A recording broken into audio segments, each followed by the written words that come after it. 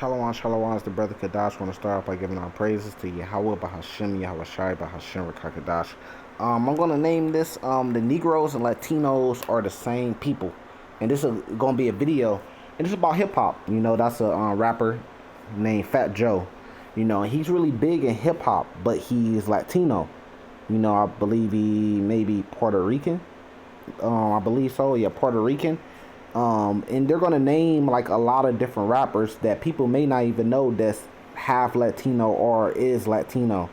And you know, it's little things like this that lead up to the truth. You know, it's not always something that's just clear in your face. Oh, boom, this is the truth. Sometimes it's the little pieces that you put together that can reveal the truth. And what they're going to speak on, which is basically speaking about the unity of Negroes and Latinos in the same culture, which is that hip-hop culture. And the reason why it works so well is really because we're all the same people, just in case you didn't know. We're the same people. The reason why we work so well together is because we are the same people.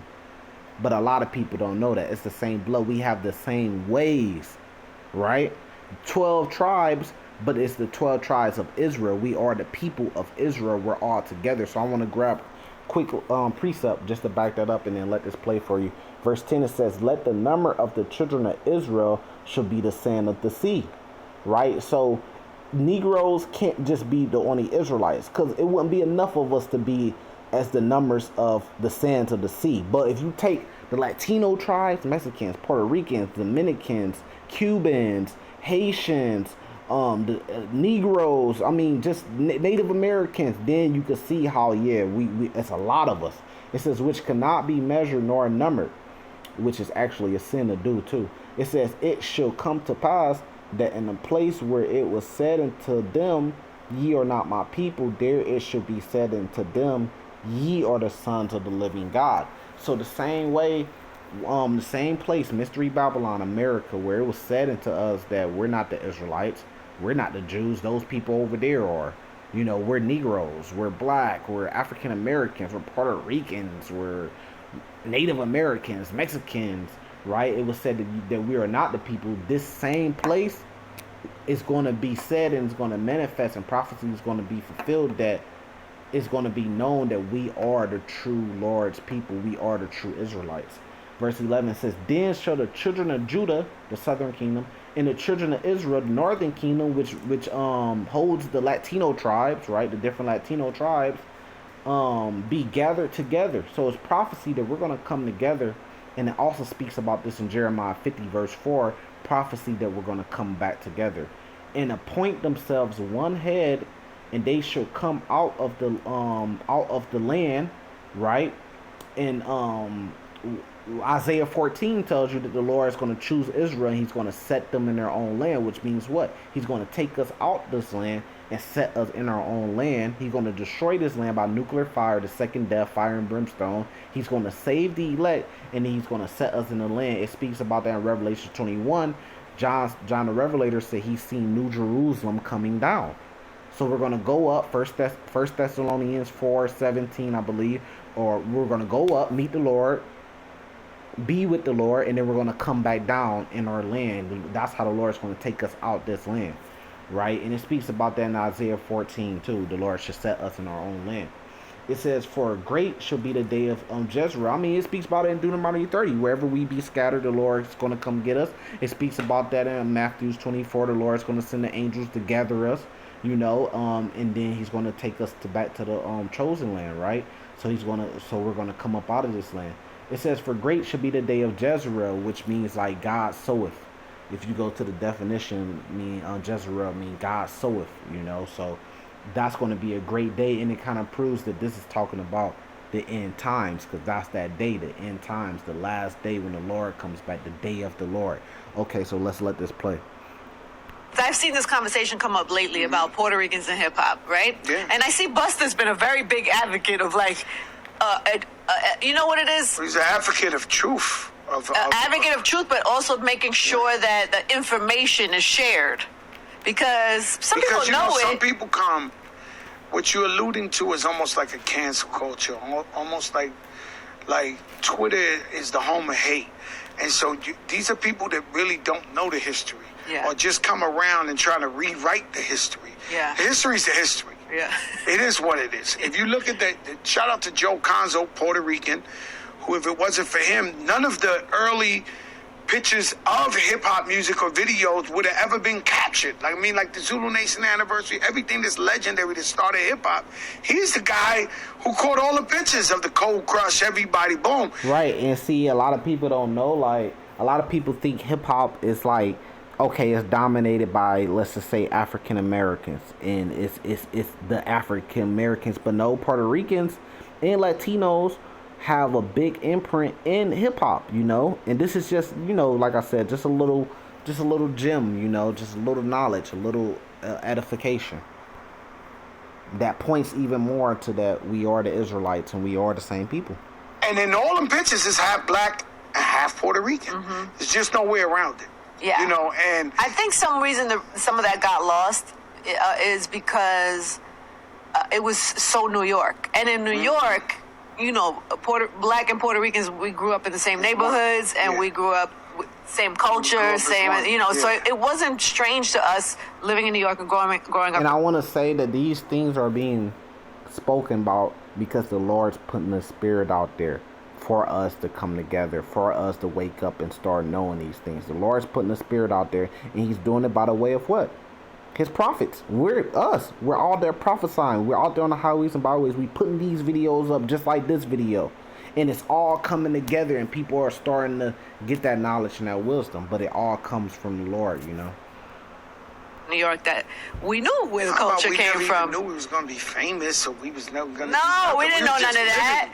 I never realized there was a difference till I started when I got in the game, and then I would travel and I would go to different cities, and people would look at me like, "What are you doing here?" I'd be like, "What do you mean? What am I doing here?" She said she didn't even realize it was a difference. You know, places like New York where you have a big presence of Puerto Ricans and Negroes, and you know all the tribes, all 12.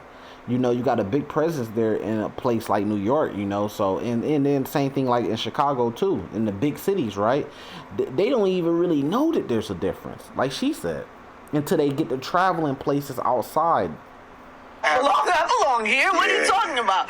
But then I realized, there's a cultural difference, but it still does not negate the history of the culture and the history of how it Latinos and started. blacks created hip hop. If you go to Wild Style, the first hip hop movie, you will see the Cold Crush brothers. Their DJ was Charlie Chase, Puerto Rican, and you go to the battle that they had with Romantic, which is the first Puerto Rican MC. Ruby D was in there with the fantastic Romantic. You cannot eliminate the Latinos' contribution to hip hop. When you talk about breakdancing, we talk about rock steady and crazy legs. When you talk about graffiti, like, it's every element. I mean, it's clear to see to us, but you still got camps out there that believe Negro only, and they don't believe the Latinos or the Israelites. It's like, how can you not see it? But that's what videos like this do. It helps to open eyes up even more. Even amongst hip-hop, like he said, really started and created by blacks and Latinos. And that's true. So if they're not the people, why are they... if they are not the people, right, and you say the Latinos are not Israelites, then why are they so closely... What's the words I'm trying to find? Like, they're just like us. Why are they so closely resembled to the so-called Negroes? How is it even possible? Right? That's because they are Israelites. And then he's going to name some Israelites, right, that a lot of people don't even know that are Latino. I mean, every place that we're good at, they're good at. You name the best boxers, right? You have the black boxers, you know, your Mayweathers, your Tysons, all the way going back to Ali, right? And then you already know the Mexicans. You know, you got your Julio Chavez Sr., one of the greatest. Today you got your Canelo. I mean, the list, you got your Oscar de la Hoya, the Golden Boy. The list goes on and on and on, right? And then, you know, the Puerto Ricans, you got, there's some Puerto Ricans before even my time. But, you know, you got Cotto that made it to Hall of Fame around my time. Miguel Cotto. You got Danny Garcia today. You know, you got a lot. And then if you get to name your Cubans, everybody know about the Cubans because they have like a particular style, the way they fight. You got King Kong Ortiz, the heavyweight. You got Laura. I can't say his first name. Laura. You know, you got the boy that just fought Earl Spence. You got Ugas. You know, he beat Pacquiao. You know, I mean, I'm just naming. That's because I watch a lot of boxing. You know, but really in everything we're great at, there's always the Latinos too. They're just right there, and they're great too in it. Music. You know, you look at your Bad Bunnies over there in Mexico, and this. I mean, look at your Cardi B's. You know, look at your what's the Puerto Rican princess Jocelyn Hernandez. I mean, look at your J Lo. I mean, they're gonna name some names. Let him name it. The hip hop, it was 50-50, bro. If you look at the pictures, just go see the pictures. Yeah. You'll see it. And why do you think? I mean, there's still a good bunch still riding out for the culture and still here and still present. But why do you think there's not more now? There's more. The problem is, now we're talking about another subject. The subject is called colorism.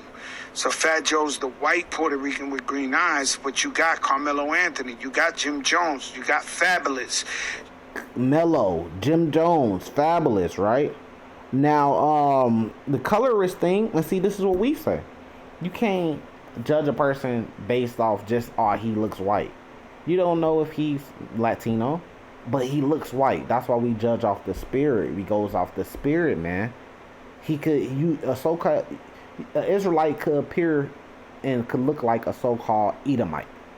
That's why you got to go off the spirit, man. If his spirit bear witness with our spirit that we are the children of Israel. You got Lloyd Banks. You got Pop Smoke. You got AZ from Nas and AZ. See, and Lloyd Banks, I mean, just look like a so-called Negro. Pop Smoke look like a so-called Negro. Everybody's Latino. Yeah. So everybody's black and Spanish. Nori, every one of them is black and Noriega. Spanish. So it's like, so we look at Joe as the white Puerto Rican. So it's like, he's, but these guys, Cardi.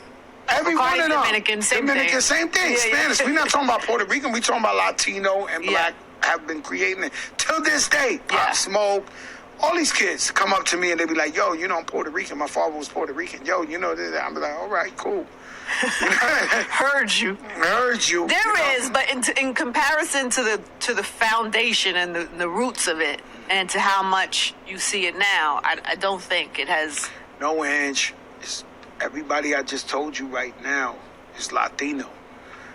That's a big Influence. That's a big influence. They are. You know what I'm saying? So, they beyond in there. It's too much. I'm mad I forgot. There's another 20 of them right now. Definitely way more. Yeah. It's everybody everywhere you look. It's half Latino, half black. That's it. Yeah. I wonder if because hip hop over That's the also years, a New York thing.